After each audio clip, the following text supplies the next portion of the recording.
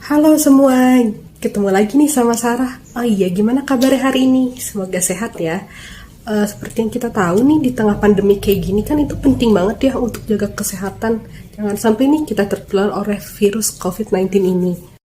Salah satu penyakit yang sering terjadi nih, yang umum dirasakan oleh kita kan itu demam ya. Nah, tapi kan di tengah pandemi kayak gini kan demam itu kan termasuk salah satu gejala COVID-19 nih. Nah, pasti kita jadi parno banget ya setiap demam. Aduh, ini kita kira-kira demam biasa atau jangan-jangan kita kena COVID nih. Nah, oleh karena itu, hari ini aku mau bahas tentang demam. Sebenarnya demam itu apa sih? Oke, sebelum mulai, kita ganti dulu backgroundnya ya.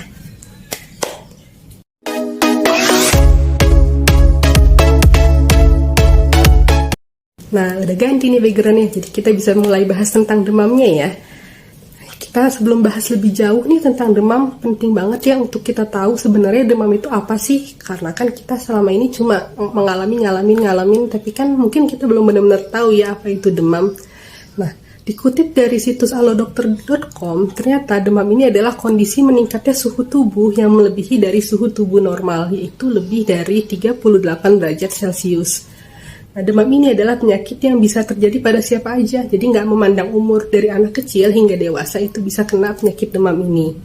Kenapa bisa demam? Karena demam ini adalah sebagai bentuk reaksi dari sistem imun kita dalam melawan infeksi virus, bakteri, jamur, atau parasit penyebab penyakit. Nah, ternyata demam ini nggak hanya sebagai bentuk reaksi terhadap penyakit, tapi juga sebagai bentuk reaksi dari kondisi lain yang ada di dalam tubuh kita. Nah, kondisi yang lain dalam tubuh yang bisa buat kita demam itu kayak gimana sih? Ada beberapa nih kondisi lain yang bisa membuat kita demam. Yang pertama yaitu saat kita terkena paparan cuaca dan suhu panas yang berlebihan. Jadi kalau kita terlalu sering nih kena cuaca yang panas, itu bisa buat kita jadi demam. Yang kedua, buat para perempuan nih, buat kita itu biasanya nih siklus menstruasi itu juga bisa membuat kita demam. Yang ketiga, sebagai reaksi saat anak-anak setelah diimunisasi. Yang keempat, bisa juga nih karena efek dari kita setelah minum obat tertentu. Yang kelima, bisa juga nih kondisi lainnya juga karena efek setelah kita vaksin. Karena kan di tengah pandemi ini kan kita diharuskan untuk vaksin ya. Nah, biasanya ada beberapa jenis vaksin yang mempunyai efek samping yang bisa membuat kita menjadi demam. Nah, oke, itu sekian tentang pengertian demam. Setelah kita tahu nih pengertian demam, kita juga harus tahu demam itu sebenarnya termasuk penyakit yang parah atau yang ringan sih. Nah, itu kita penting banget nih. Gimana cara kita tahu? Yang pertama, kita juga harus tahu jenis-jenis demam nih. Karena ada beberapa jenis demam yang bisa sembuh dengan sendirinya, tapi ada juga jenis demam yang memang harus butuh bantuan medis. Nah, mau tahu apa aja kan jenis demam yang ada? Yuk kita bahas jenis-jenis demam. Nah, jenis-jenis demam ini sebenarnya ada apa aja sih? Ternyata jenis-jenis demam pun terbagi menjadi beberapa bagian. Yang pertama yaitu ada jenis demam berdasarkan tingkat kenaikan suhunya. Nah, jenis demam berdasarkan tingkat kenaikan suhu ini terbagi lagi menjadi 4. Yang pertama yaitu adalah demam rendah. Demam rendah ini adalah demam yang terjadi saat suhu tubuh kita naik hingga suhu 38 derajat Celcius. Yang kedua ada demam sedang. Demam sedang ini terjadi saat suhu tubuh kita naik hingga suhu 39,1 derajat Celcius. Yang ketiga ada demam tingkat tinggi. Nah, demam tingkat tinggi ini terjadi saat suhu tubuh kita naik hingga suhu 39,4 derajat Celcius. Yang keempat ada demam hiperpireksia. Nah, demam hiperpireksia ini adalah demam yang terjadi saat suhu tubuh kita naik hingga lebih dari 41 derajat Celcius. Nah, itu kan tadi kan jenis-jenis demam berdasarkan tingkat kenaikan suhunya ya. Selanjutnya ada juga jenis demam berdasarkan durasi atau waktu lama kena demamnya. Nah, jenis demam berdasarkan durasi ini terbagi lagi menjadi 3. Yang pertama ada jenis demam akut. Nah, jenis demam akut ini adalah demam yang terjadi dengan durasi waktu 7 hari. Yang kedua ada jenis demam subakut. Nah, jenis demam subakut ini adalah demam yang terjadi dengan durasi waktu hingga 14 hari.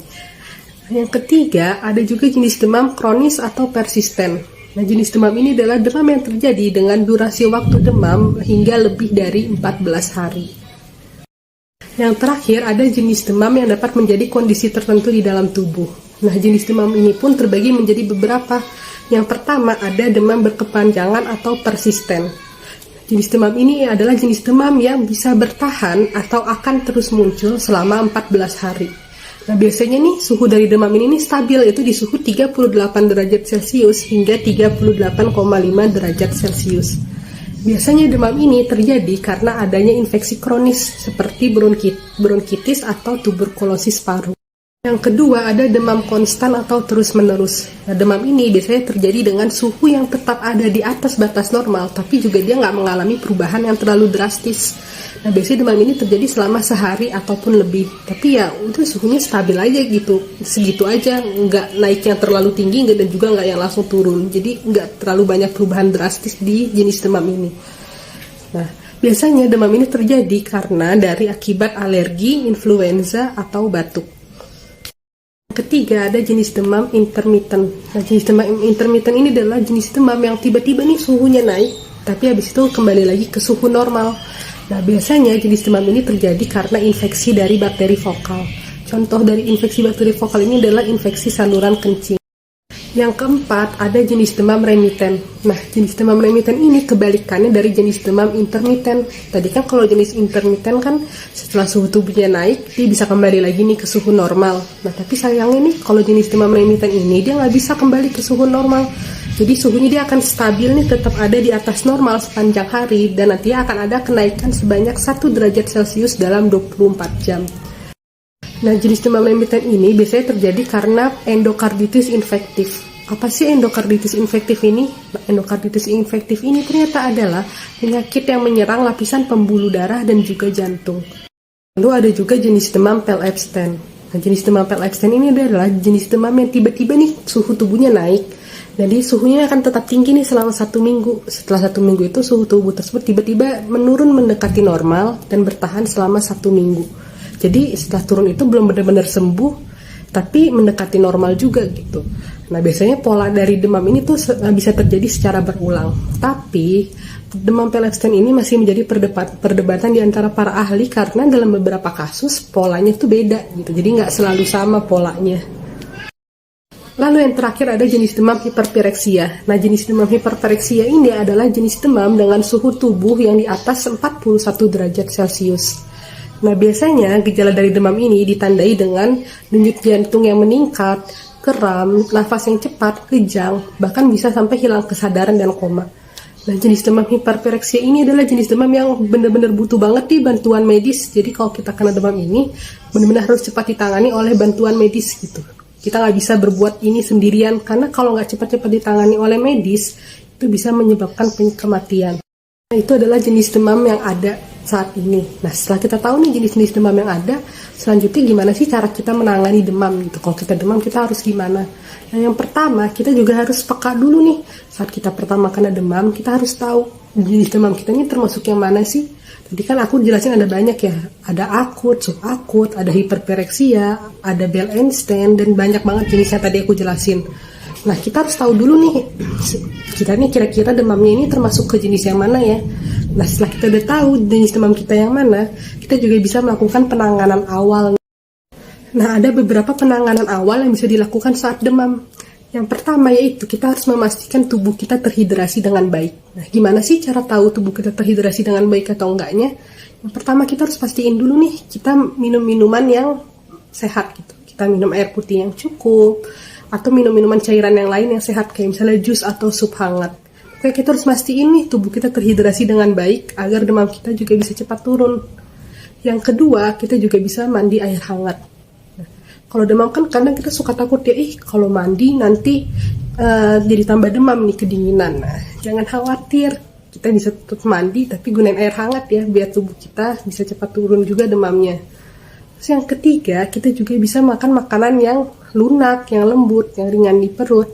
Pokoknya pastiin makanan ini jangan yang terlalu kayak misalnya jangan pedes, jangan yang terlalu bersantan gitu. Pokoknya pastiin makanan yang kita konsumsi itu yang enak gitu, yang ringan. Yang keempat, kita bisa minum obat pereda demam. Nah, obat pereda demam ini kan ada banyak ya, mungkin kita bisa konsultasi dulu nih ke dokter, atau kita mungkin udah punya obat langganan kalau demam. Nah, kita bisa minum obat pereda demam itu agar demam kita juga bisa cepat reda.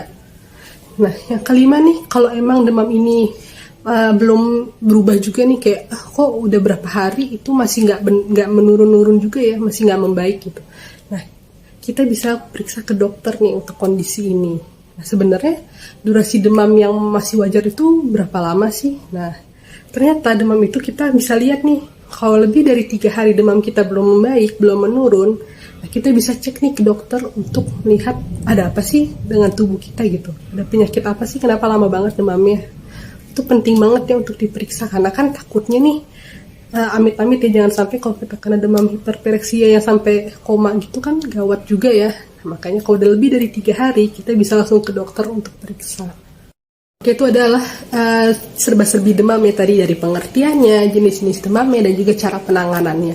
Kalau menurut aku pribadi ya, demam itu kan emang mungkin biasa penyakit yang biasa ini mah udah sering terjadi gitu kan, kayak ya udahlah nanti juga akan sembuh sendiri. Dan aku pun setuju ya, karena kan aku biasanya juga demam ya udah gitu, dengan istirahat, minum air hangat, makan yang cukup itu udah cukup gitu kan. Oh iya, bisa sembuh nih, bisa turun gitu kan. Nah, tapi setelah tadi aku lihat-lihat lagi, ternyata wah, jenis demam itu parah juga ya. Ada yang bisa sampai koma, ada juga yang menandakan penyakit kanker atau bronkitis, dan juga penyakit-penyakit lainnya. Jadi ya aku rasa demam itu bukan sesuatu, atau nggak bisa jadi sesuatu yang kita anggap remeh gitu. Apalagi kan di saat pandemi kayak gini ya, di saat COVID itu kan demam itu jadi salah satu tanda. Jadi emang kita harus hati-hati juga, tapi jangan langsung panik juga ya, karena kan kalau kita panik, nanti kita stres, kita kepikiran, itu kan imun tubuh kita bukannya membaik, malah jadi memburuk ya. Alhasil ya mungkin penyakit yang biasa akhirnya bisa jadi lama sembuhnya, karena kitanya juga stres. Lakukan penanganan awal yang tadi aku jelasin. Terus kita juga harus mulai mikir nih, kita merhatiin dari durasi demamnya, dari suhu demamnya, dari tanda-tanda kita bisa sambil mengira-ngira nih, wah kira-kira nih demam aku ini termasuk yang ringan atau termasuk demam yang parah. Tadi kan udah aku jelasin, jadi kan mungkin bisa kita sambil mengira-ngira gitu ya. Terus kalau emang suhunya udah panas banget, udah sampai di atas 41 derajat Celcius gitu, terus udah lama gitu, udah lebih dari 3 hari emang belum sembuh, belum ada perubahan, atau mungkin tubuh kita merasa lebih parah gitu, lebih nggak enak, ya pergi ke dokter. Baik, langsung diperiksa biar tahu nih, dok saya sakit apa sih, kenapa sih kok demamnya begini, kok lama banget sih gitu. Nah itu baru kita ke dokter biar nanti bisa segera dapat penanganan yang tepat. Dari ya tadi jangan khawatir ya, karena apa ya, gimana ya, di pandemi saat ini pasti orang udah pada takut aja gitu, jangan-jangan covid nih gitu. Khawatir boleh, kalau emang mau swab, mau PCR silahkan gitu kan, tapi ya apapun hasilnya jangan dibawa stres, karena kan tadi kalaupun memang misalnya amit-amit kena COVID, kita tetap perlu imun tubuh kita kan untuk membaik gitu, biar nggak lama gitu COVID-nya. Nah, kalau yang nggak kena COVID, santai gitu, bisa istirahat gitu kan. Oke, sekian serba-serbi tentang demam. Gimana kalau kita kembaliin lagi background-nya ke awal? Oke, sekian video kali ini. Semoga infonya bermanfaat ya, dan juga jangan lupa nih jaga kesehatan. Jangan lupa ya untuk stay healthy, stay safe, dan juga stay happy. Sampai ketemu lagi ya di video berikutnya. Bye.